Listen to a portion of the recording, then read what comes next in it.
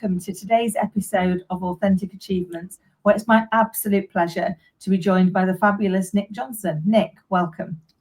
Thank you so much for inviting me. I'm so looking forward to our conversation. But before we get stuck in, Nick, let me just share a little bit more with the audience in case they aren't aware of you just yet.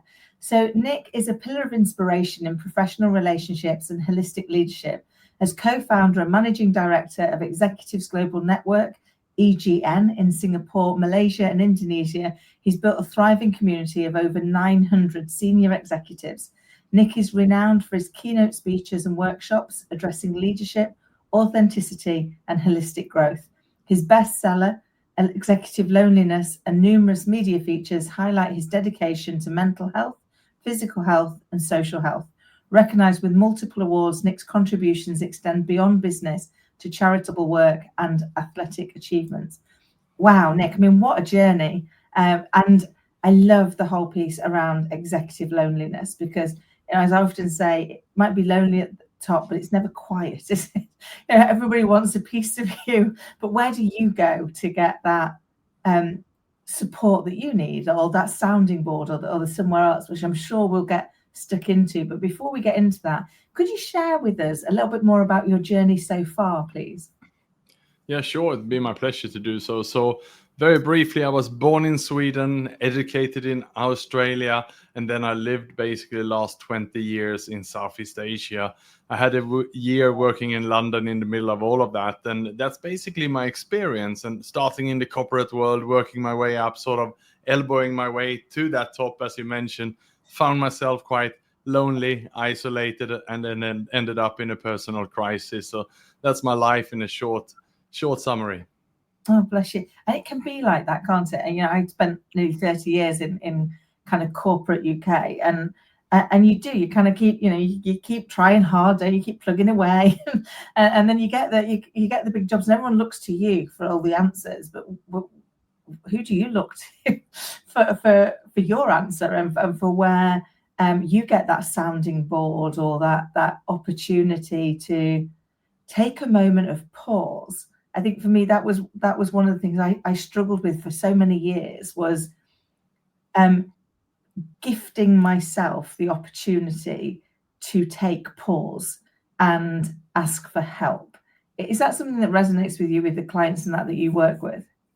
Yes, certainly. And that is a good summary of how I was working as well in the corporate world. I think I had a lot of fear of, losing my job, the job security, and especially also perhaps when you're working as an expat overseas, your employment is linked to everything from your work pass to your accommodation and everything in the country. So if you lose your job, it's like you're pulling the plug on everything, right? You have to basically shift country. So it's almost like you're walking around on eggshells the whole time, thinking and being worried. If I make this mistake, will I lose my job then? And as it happened then in my career, I actually lost my job twice. Once I was terminated. Perhaps I was not getting along well enough with my boss and I was let go. And that gave me a lot of insecurities. And then a second time when I had finally got over this, then it happened again. And this time the company went through a merger and acquisition and I was let go. So with that, then I really never found myself in the workplace. After that, I was in my just walking around waiting for that termination letter to come. And that's how I ended my corporate career. I thought it's better I take charge of my own destiny, and I resigned from that job. Yeah. Wow. And that can happen so often, can't it? And I think one of the things that often happens then is we carry that into our future. So, some things happened in our past and we assume that the same is going to happen again, that is going to just be a repeat. And therefore, instead of owning what we're doing and showing up as our authentic selves, we try and play small and become what we think is expected of us. Would that be fair?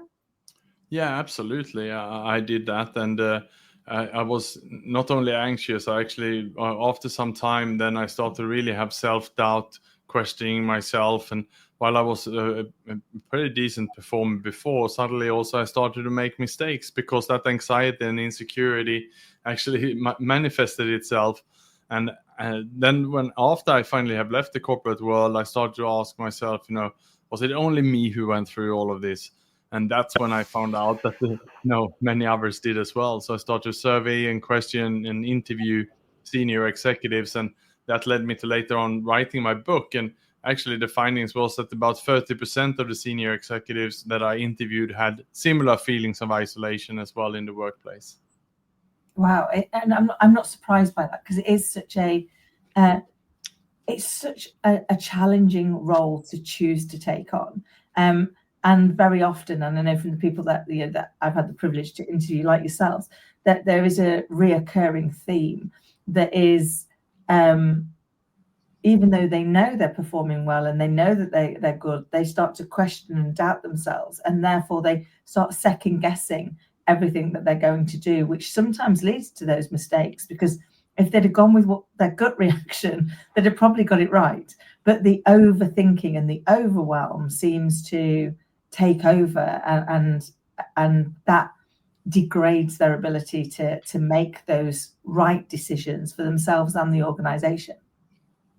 Yeah, absolutely. And I follow a blog also, which is called The Anxious Overachiever. And when I read the title of that, I thought that pretty much summarized me at university. I was working harder, studying harder than everyone else to make sure I got the grades and the scholarship. And then I brought that with me into the workplace, and it was all about me. It was not about the team. It was about me winning, me doing that.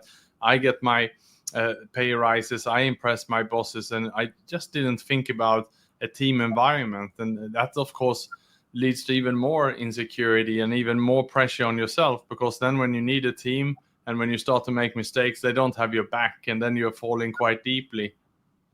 Yeah, I completely get that, because it's hard, isn't it, when you are facing that self-doubt, when you're facing that fear, you're that busy trying to be perfect, which none of us can be. We are perfectly imperfect.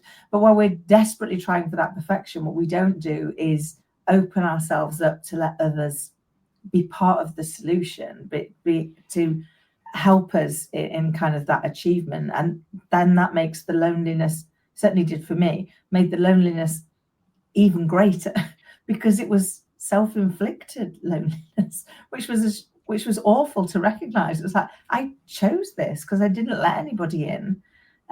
So when I eventually wanted to let them in, they learned to not be there. Yeah, absolutely. And I've been reflecting a lot on where did I get those habits from? And perhaps growing up in Sweden, in a family where we didn't really express our feelings, we are sort of masking that up and not so comfortable discussing it. So then naturally in the workplace, I was looking then at my leaders, and they were sort of the traditional, directive, very firm, straight leaders. And they were not vulnerable. They were not open. They didn't ask for help themselves. At least I didn't see any vulnerability in the workplace. And then I modeled them and copied them. And I can even remember in one of my corporate jobs, I was giving a mentor, someone who had more experience in the company and so on. And instead of opening up to him and telling him what I needed help with, I just tried to show off. I tried to demonstrate that I was on top of things and so on, because I knew that also his signature would be on my future promotions, etc. So why would I open up to him? That would be career suicide, I thought. And that is where it went wrong. And I just didn't know how to find these safe spaces, or how to find a place where I actually could ask for help. That so resonates. I remember the first time I was given a coach, so slightly different, but first time I was given a coach, I thought it was because I was doing a really bad job, and didn't realize it was actually because they saw the potential. So instead I saw it as oh my God, I'm that rubbish. They've got somebody to help me do the day-to-day, instead of actually they've got somebody to help you get out of your own way, so you can do the bit tomorrow. And I think we can see so much of that, can't we? It's really hard to be confident enough to share your vulnerability, but balance that without losing your credibility.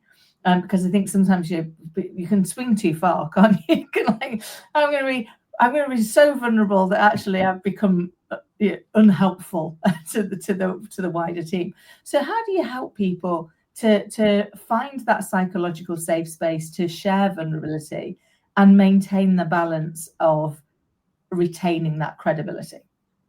Yeah, indeed, it's a balance. It's not about oversharing and coming into the office and screaming out or spilling out all the issues that you're going through. That's not what this is about. It's about picking a few people who we can feel that we can trust. And as humans, I don't believe we need too many people, but we need a few people who can understand us. And if we can find some who we can speak with in the office, then that's great. If we can't, then we have to look for those safe spaces externally. And just like you were given a coach, that is a wonderful opportunity to have a coach externally who we can discuss and vent and share the issues we're going through. So that's on a one-on-one level. And then it can also be in group settings. There's so many masterminds and peer groups and different associations which you can join and where you can speak up. And it's normally something for every seniority level in industry and so on these days. And we can do these safe spaces ourselves. And actually, my next meeting today is a men's group. We are 18 men who log on for 1 hour every week, and we discuss various things. 1 week it can be about nutrition. Next week it can be sleep.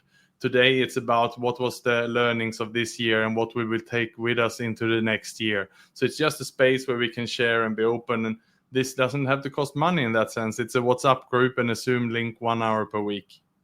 Oh, I love that, because I think we do. We need to find that that external support, because sometimes you can say things to yourself and they sound so plausible, but the minute you say them out loud to another human being, I don't know if you found that. I sometimes will say it and I go, "It's all right. I heard it from myself." It's like I can see now how that's not right. But sometimes actually you just need somebody else's perspective on the same issue for you to go, "Oh, I'd not thought of it like that. Okay, that's interesting." Or that, I've got a couple of people that we do accountability for each other, and it's like, I know if I've got to turn up and I'm taking their time, so to your point, not always costing money, but I'm taking their time. They're going to give me an hour of their time every week for us to catch up on this. I don't want to let them down by not having done what I said I was going to do. Whereas if I've just said it to myself, I might be less dedicated to ensuring that I've done what I said I was going to do, because the only person I was going to let down was myself. And it can be so important, can't it, for us to find that right support network that's going to help us to be the best version of ourselves that we can be, whether that's being a sounding board, whether it's offering a different perspective, whether it's just being there to listen. Because listening is like I've got a good friend of mine who always says listening is an act of love. When somebody listens to you, not to interject, not to change, but just to listen, then actually you feel validated, cared for, and supported. Yeah, absolutely. And those kind of safe spaces was not something that I looked to or something that I had in my life before I went through my personal turmoil. So after I left that job, then I lost my healthy habits, being out there trying to set up my business, failed a couple of times, jumping from job to job. And with that, then all my good habits, including I stopped exercising, putting on weight, eating junk food. And then I started to consume too much alcohol because I didn't have to go up to work next morning. And all these kind of things then added up, and I became very, very unhealthy. And of course, coming into this already have anxiety and a bit of depression, this escalated, and that's when I reached my rock bottom. And today, if I'm looking back at this, it was the best thing that ever happened to me, because that was the way for me to be forced to open up, because I had to own up to my own mistakes. I had to own up to all the issues that I was facing, and that included seeing doctors, seeing psychologists, therapists, and I ended up in a 12-step recovery program for my alcohol issues. And that was the place where I could really hear for the first time in my life that people were really the authentic self. They were sharing about the issues that they had gone through. Some might have gone through that 5 years ago, others 30 years ago, and now they were there as volunteers helping others who were going through it. And when I came into that meeting, that really changed my life. And as I walked out of that meeting, I haven't had a drink since. So that's how big impact it had, just to come in to listen to people who were not judging you, and where I felt I could be myself. There was no need for another drink after that. Wow.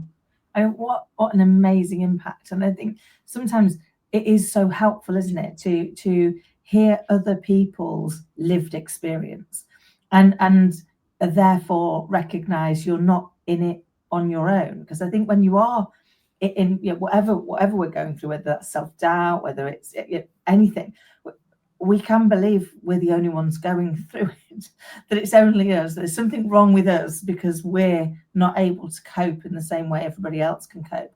And yet once you listen to somebody else's lived experience and realize you're not alone, other people have gone through this, and even better, come through this. So they've gone through it and they've come through the other side. So there is light at the end of the tunnel. There is a chance that you can change your current reality if that's not something that's serving you, and that you have an ability to build that support network of people that have got that lived experience is invaluable, isn't it? Yeah, absolutely. And as I then started to get better, people could see that there was something happening in my life. I wasn't perhaps the most positive I've ever been, the most healthy, the most fit I've ever been. And I stopped alcohol. I was on good, healthy diet and exercising again and so on. And people were wondering, what happened to you? And when I eventually then started saying, well, I had an alcohol problem, I had to go and seek some help, and that really changed me. And then they basically said, well, I don't have an alcohol problem, so what should I do? I also need a safe space where I can be myself. I also have problems. I also need to talk, but I don't have that issue. What should I do? And then that's planted a seed for me to start writing a book then about this issue, because I thought, well, it's true. Not everyone, you shouldn't have to pick up an addiction to be able to become vulnerable and be your true self. And with that, then writing the book, I included my learnings basically from then the recovery programs, but what we can learn as a normal human being who's not an addict yet, and hopefully never will be. I love that, because you're right. Sometimes it's hard to find our place, isn't it? Because we go, well, I haven't got that.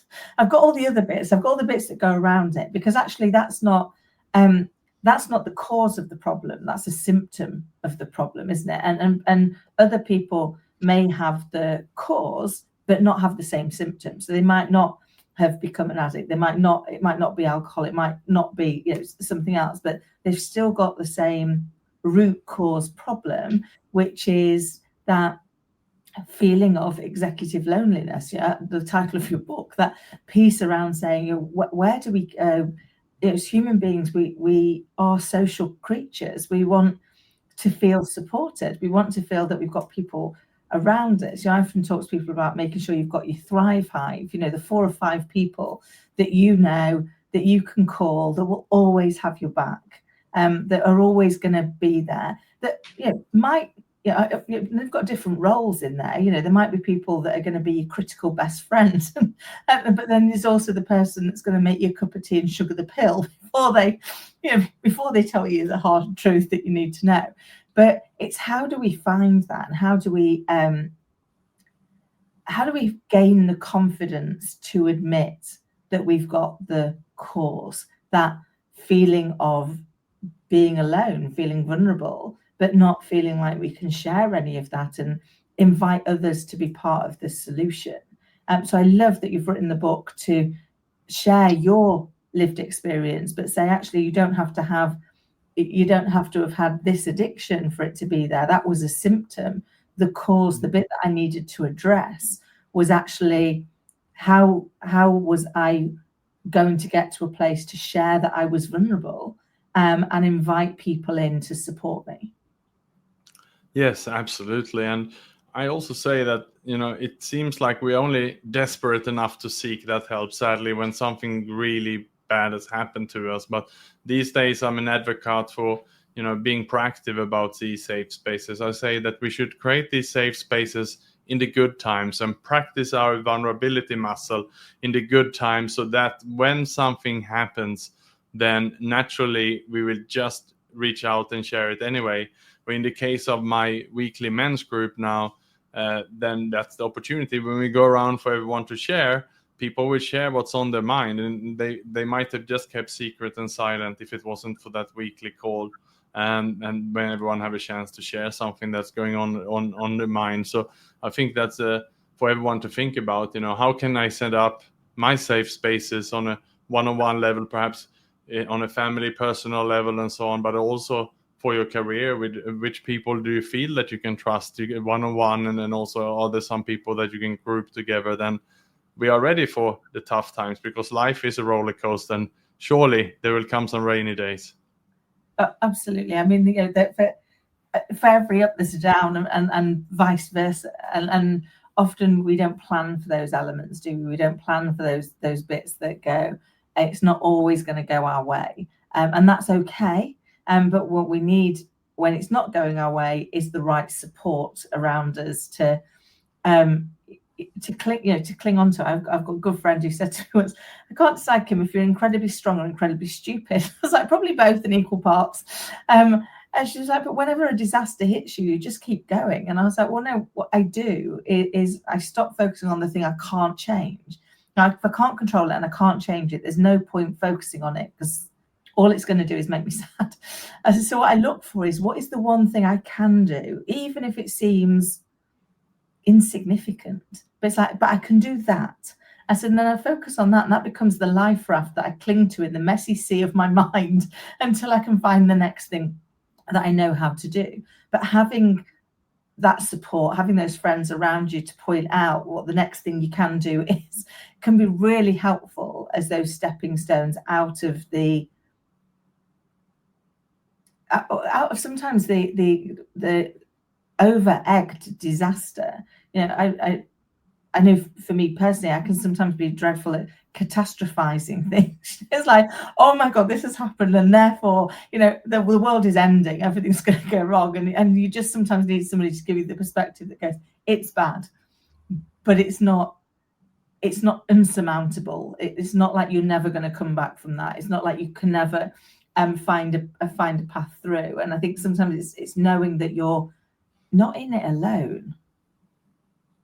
Yeah, absolutely. And that's the big thing. And back to when I came into that safe space, then that was the thing, right? That knowing that I wasn't alone, that there was people, as you said, who come through it and gone through it and were on the other side. And that's that stigma was gone, and I'm not the only one who had that feelings. That you hear it from every people, and how it really changed their life when they have that experience, and it is transformational.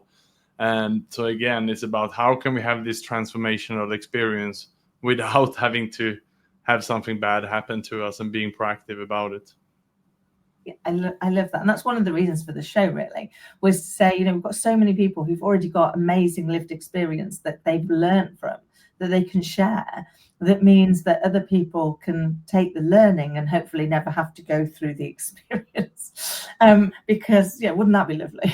Because actually I can learn what I would need to do if I got to that place, but I don't need to get to that place. And I can learn some of those habits to ensure that I am making good, healthy choices, that I am balancing all of me. So, making healthy choices about what I'm thinking, what I'm doing, what I'm eating, the whole part of me, because that makes such a big impact, doesn't it, on how we live our lives?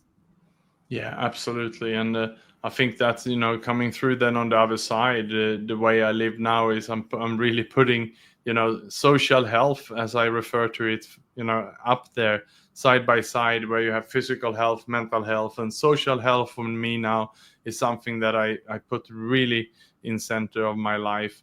I live and breathe around community, from everything from being part of a swimming academy, running clubs, cycling clubs, triathlon communities. I'm going away to compete in a triathlon this weekend with a sports group, and I do as much as I can to belong in communities and belong to a speaking association where I mentor 9 upcoming speakers and so on. So I feel that I'm also giving back and really, really plugged in and being there for people, because I know how it can be at the other side. And I think that's a message we can all, take to heart, that just to see what is it around our community, around our space, around our profession where we can just be of service and be there for others, because then we will naturally feel useful and we will feel plugged in and connected. I love that, because it does make such a big difference, doesn't it, when we genuinely connect with people and we are part of society at a wider level, has such value to us as much as we can have value to the people around us, by, to your point, finding the, how do we serve, how do we add value, how do we give back into that wider environment, and see how connected we really all are, because we are connected, but sometimes we miss that fact, don't we, because we don't openly invite it in and look for the opportunities to expand on it. Yeah, absolutely. And then we had the pandemic that isolated us, and then add AI on top of that. It's easy to sit and work with robots all days and forget that we're sitting there isolated. But we need to really be disciplined, therefore, to again go out and do those things together. Make sure that we have lunches or coffee meetings or exercises, not only with ourselves, but we take the chance to, perhaps in this busy world, to combine it. Go and see a friend for a walk, and rather than walking by yourself. Yes, we need some time and space for ourselves as well, but we have to respect that we are social animals, as you say, and therefore social health needs to be central, and we need to take ownership of that. I love that. That's so true, because it's so easy to get stuck in the fact that, very often now we don't even have to leave our house to work. We can work from home. And I know for me personally, I've got my little girl, but there's me, my little girl, and the dog. Therefore, I make sure that I go out and like meet other people, or even sometimes, if I've got nothing else on, go and work from a coffee shop, just because you get to absorb the atmosphere of other human beings, even if I've not got anything, anybody I'm actually physically meeting, because I realized how insular I was becoming in not doing that, in not making that effort. And it's really draining, isn't it, if you don't interact with other people? And to your point with AI and that, now, we could just interact with robots all day, but that probably wouldn't make it a very enjoyable life. Definitely not. And I can clearly remember when we were in lockdowns, and when it was in Singapore, it was quite strict. And I think it was 3 or 4 weeks when I didn't see or meet another person in person. And I remember that really had a toll on me. And when I finally met that person, it was one of the strangest feelings I ever had in my life. But we're doing this perhaps to ourselves on a day-to-day basis. And I'm an introvert myself, so isolating myself for me is very comfortable. But I know that it's not good for me, and I know the toll it can take on me, because we need to get together with other people. And I always, even as an introvert, I always feel better after I have met other people. Yeah, it's true. I must admit, I do the same. When we had the first lockdown, I was locked in, and at the time my little girl was 2.5. So there were large periods where you were locked in basically on your own, because she was asleep. And you're like, okay, we need to do. It really made you realize how much you missed people and that social interaction. And I always thought it was a real shame that we chose to use the term social distancing, because it was physical distancing. Socially, we needed to remain connected, but we needed to physically distance ourselves to be healthy. And I think it's a small nuance of language, but it's a massive impact on psychology of which one of those you choose to do, isn't it?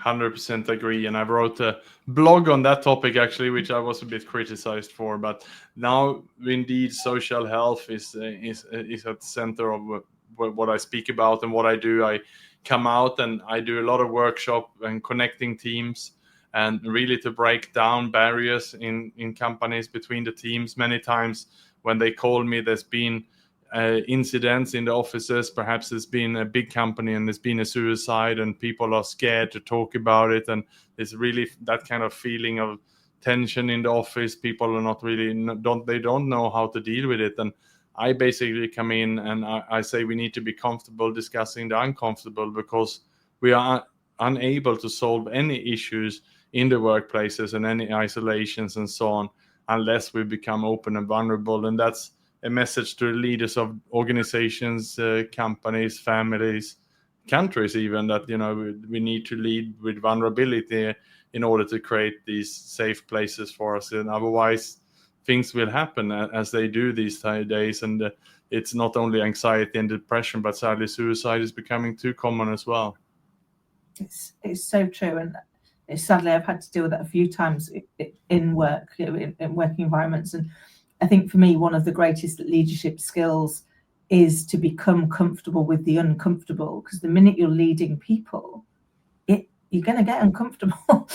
People are messy, emotional beings. We all are, ourselves included, and therefore once you've got more than one of those, you're going to exasperate that uncomfortability, and yet we try and only deal with things that we can put in a box, and people can't be put in a box, can they?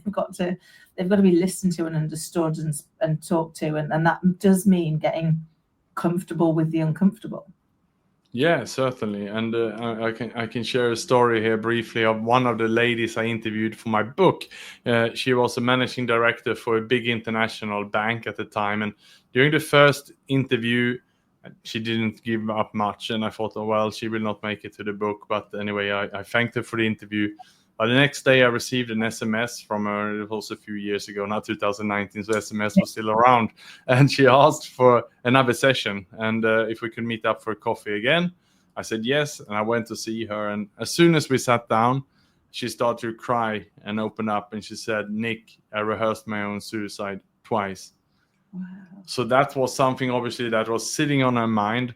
And she didn't dare to open it up the first time, but as we were sitting and talking the first time, and I shared a little bit about the work I was doing, and I was a bit vulnerable, and I shared about some others, and we had a conversation. That was enough for her to go back home and think, and wanting to see if she could also open up. She found then that there was a safe space to announce this to me, and with that, the pattern was broken. With her permission, I called a counselor who came and had a conversation with her. With that, the counselor asked for the permission to call the husband, who came, who was shocked and who was unaware. But everyone had a conversation about it. And then eventually what happened was she took sabbatical leave and decided, though, when she did this, in an all-hands meeting to her bank, to all her team and everyone, to announce to them her feelings and what she had gone through. And the most amazing happened then in an instant. The whole company culture changed like this in a heartbeat. Other people, senior people at the bank, started to open up about their own challenges and so on, their own issues, and their own team members. And later on, it became basically an open door company culture, just because one person opening up. So that's the power we have as leaders. Wow. I mean, what an amazing story, and what a courageous lady to do the work for herself, but then share that feeling, that learning, that vulnerability, to help others who were in the same place. And it never fails to amaze me the impact we can have when we're willing to be our authentic selves and share that vulnerability.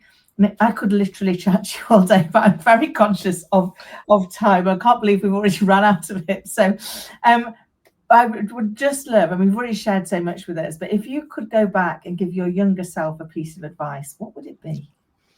Well, I have to say that it would be stay away from tobacco and alcohol, because that's done so much damage to my life. I just looked at that. Basically, I remember seeing, my parents smoking and drinking as a child growing up, and it didn't matter when I was a teenager if they told me not to. For me, that was associated with adulthood. Yeah. It's so true, isn't it? Yeah, children watch everything, and I spot that all the time. When my little girl comes out with phrases, and I'm like, oh my god, that's definitely me, because they're too old. They're too old for her.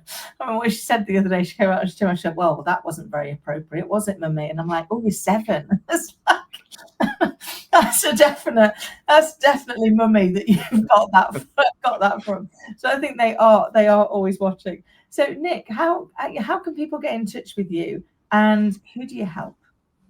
Yeah, so they can look on LinkedIn, and my name there is Nick Johnson, NickJonsson. Or if someone is interested in my book, it's on Amazon and Audible also as an audiobook, and it's called Executive Loneliness. And the work I do is basically I do one-on-one coaching with executives. I do live coaching, and I'm also a certified sober coach actually in UK.